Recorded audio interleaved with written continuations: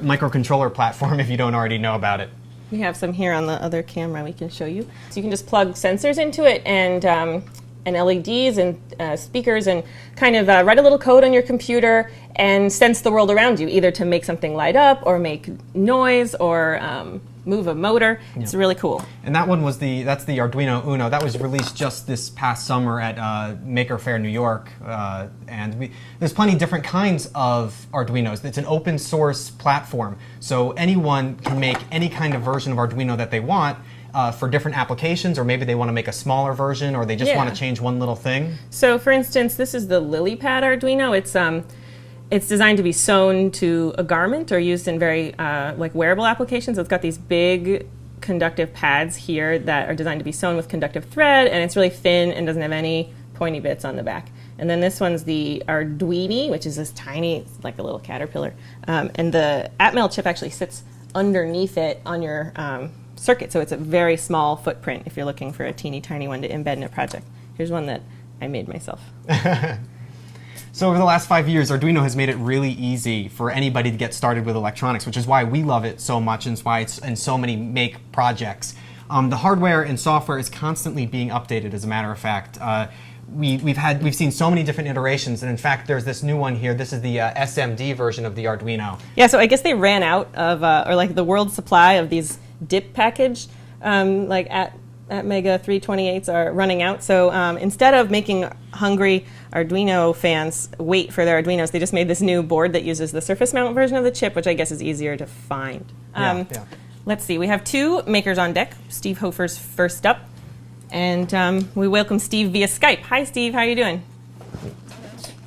There we go. We have Steve's audio. There we go. How are you, Steve? Hi, guys. I'm doing great. Can you tell us a little bit about the gumball machine? The gumball machine is, if I don't drop it here, it's a gumball machine, but instead of putting money into it to get gumballs out, you give a secret knock, and it'll spit out a gumball for you. So we have the other one. We have the version that they built for, that's the acrylic version. It's really nice. You can see how it works. And we have this wooden version here that the interns at the Make Labs made. I'm wondering if you'll share with us what the secret knock is. A secret knock. Well, I don't know. It's a secret. No, it's the one we always called shaving a haircut. It's the... Okay. All right. Let's see. You want to put... Yeah, you got that? All right, good.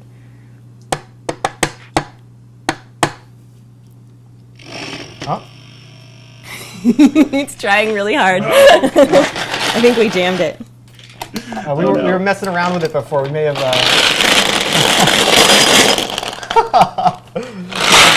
No problem. It's all better now. All right, let's try. Ready? Give me a pink one. Oh, you got the red light. Oh, I got the red light. Okay, it gives me the red light when you get the knock wrong. One more time. Ah.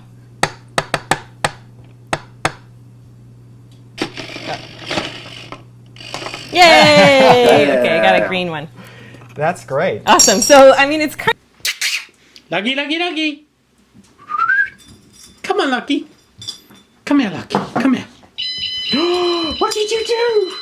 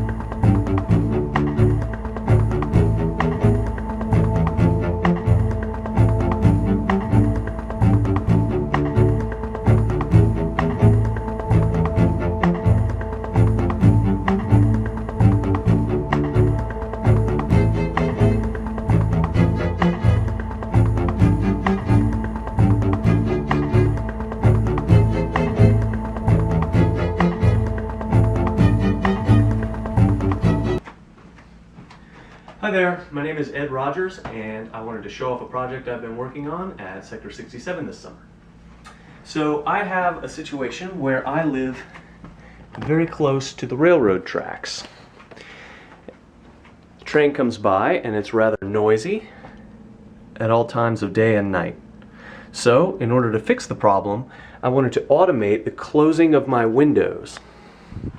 So I now have a remote control which I can use to open and close my windows.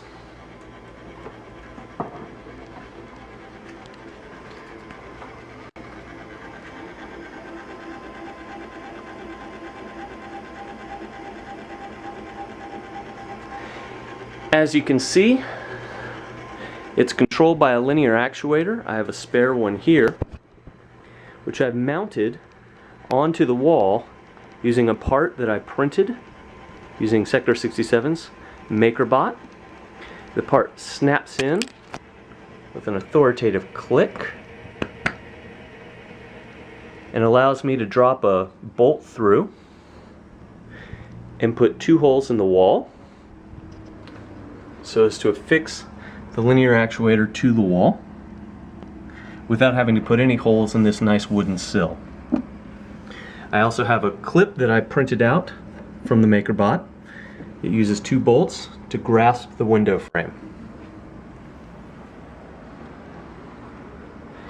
But that's not enough. I needed some way to be able to have the windows close automatically. And for that end, I attached a web camera, as you can see here. That then connects to a master controller, which includes an Arduino, a little board that I put together myself as a communications hub, and then an H-bridge on the right to handle the fact that Arduino outputs at 5 volts or maybe 3 volts, but I need 12 volts onto the linear actuator. And on the bottom there's actually a computer there running the motion sensitive hardware that then I can show you when I set this to motion detection.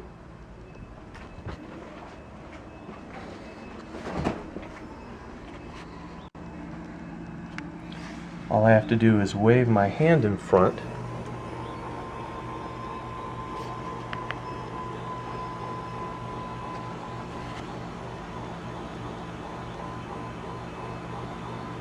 and you can see the windows close. They close slowly and quietly, and the difference, it's a world of difference. When the windows are closed, you don't even notice the train coming by. So I'm going to go ahead and cut to a video I have of the train actually being detected, and you can hear the difference as the train first starts going by, and once the windows are closed, how much of a difference in sound it makes.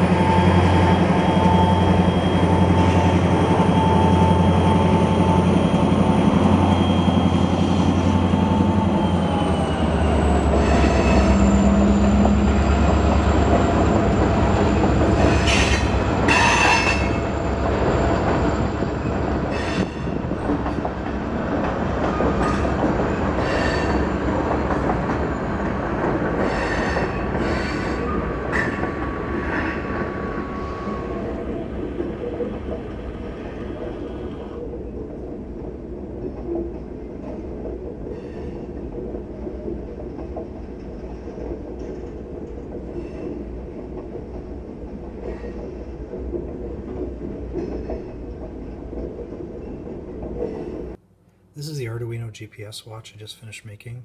Mounted on the outside of the leather cuff, I've got OLED display, a Pro Trinket with 3 volt with a battery pack on the top, and a Adafruit Ultimate GPS. All the components are from Adafruit. I've got on the front I've got 2 buttons and a RGB LED and a temperature sensor mounted on a perforated board. Between the 2 leather cuffs I've got all the wire, including the battery. You can see a 400 milliamp battery right there. To put the watch on, just 2 snaps. That's it. Looks alright. Turned out a little thicker than I wanted to. Probably used too heavy a wire on the inside. That's alright. There's 2, I just have a wire fastener here so I can take the outer cuff off in case I have to get underneath and solder something. Just want to take you through some of the features. So this is the time. Right now the GPS is off, and with the GPS off, the trinket is keeping track of the time just by counting milliseconds that have passed since it last knew what the GPS time was. You can go through here. This is a temperature sensor, so right now it's reading almost 26 degrees Celsius under the lights. It's pretty warm, but that's alright. This is another screen that I've got to display the time, so it's it leaves that bottom half of the screen open for some GPS stuff if the GPS was turned on. I'm going to go ahead and do that. I'm going to turn the GPS on. So right now the GPS is enabled. I also added the ability for have a flashlight, so this is, you know, full bright white, and it'll light up a dark room if you need it. So right now the GPS is on, and one of the features that I added was the ability to go to a coordinate, mark it, and then have it tell you how to return to that coordinate as you're moving around. So I'm just going to zoom in a little bit here. Hopefully you can see this screen. So right now it's telling me that to return to the coordinate that I have marked, I've got to walk northeast 35-degree bearing for 6 meters. Right now this is just another room in my house, but I was able to test this at, you know, over 100 kilometers, and it works fine. It uses a couple different functions. It uses something called the Haversine function to get the bearing between 2 lat long coordinates and great circle to get an estimate on the distance between those 2 coordinates. And the very bottom line is the direction and speed. If I was moving, it would tell me what my direction was. This isn't a compass. It only knows what direction it's traveling. It doesn't know what direction it's facing. So that's the current coordinates. Again, it's telling me that I'm moving 0 kilometers an hour, and I don't have a heading right now, which is fine. This is a screen that's telling me how many satellites I'm seeing. So it's telling me 10 satellites, H-drop of 0.9, which is really good for indoors, and elevation of 124 meters. This is the coordinate that I've marked. This is just another screen. It tells me again that I've got to walk northeast for 6 meters. In this part of the screen right here, I've left it blank. If I was moving, there would be a line that points in the direction that I would need to go to get back to that coordinate. So it's not relative to north, it's relative to the direction that I'm traveling. If I was moving, there would be a little line that would be appearing in that right half of the screen. So I go ahead and I can clear that coordinate. So it'll ask me if I want to mark another one. I'm going to say no. So now if I go back to this screen that I was at before, it just shows me my current coordinates, number of satellites, which is 10, H-drop of 0.9, and the heading and ground speed if I was moving. I'm just going to put this aside for right now. And the other thing I didn't mention is that I mentioned about the time, getting the correct time. Right now the GPS is disabled, so as I said, this thing's just counting milliseconds. If the GPS is enabled, it just uses the time that's coming straight off the GPS, but the trinket will lose, you know, 1 or 2 seconds an hour, just depending on what I'm doing with the button. Sometimes if you press a button that kind of stops a counter, then you lose time. So at the top of every hour, I turn the GPS on, and for about 20 seconds, and then I shut it off through software, and that's enough to emit the time to the trinket to update the time. How the GPS keeps track of the time, even if it's indoors, all the GPS has to be, it just has to be enabled, and then it's got a coin cell battery in the bottom, and it also has a real-time clock, so it always keeps track of the time. And as soon as the GPS is on, it'll start emitting either the satellite time if it can get a fix, or the the time from its real-time clock. So which is still more accurate than what the trinket is keeping time as. You'll notice that right now it's red. That means it's lit. What I've noticed is that if I'm enabling and disabling it through software, if I disable it when the LED is blinking on, that means it's going to stay on. So what I have to do that there. So now it's off. So good. Another kind of cool thing is that you may have just seen it. There's a red light that blinks underneath. I'll shut this off. So there's underneath here. There's a green light, and it's kind of a neat effect how the soldering on the trinket catches that green. And on when the minute changes, there's also a pin 13. There's a red light underneath. I light that up for I think 2 seconds and then shut it off just for a neat effect. So I'm going to put this aside and I'm going to show you what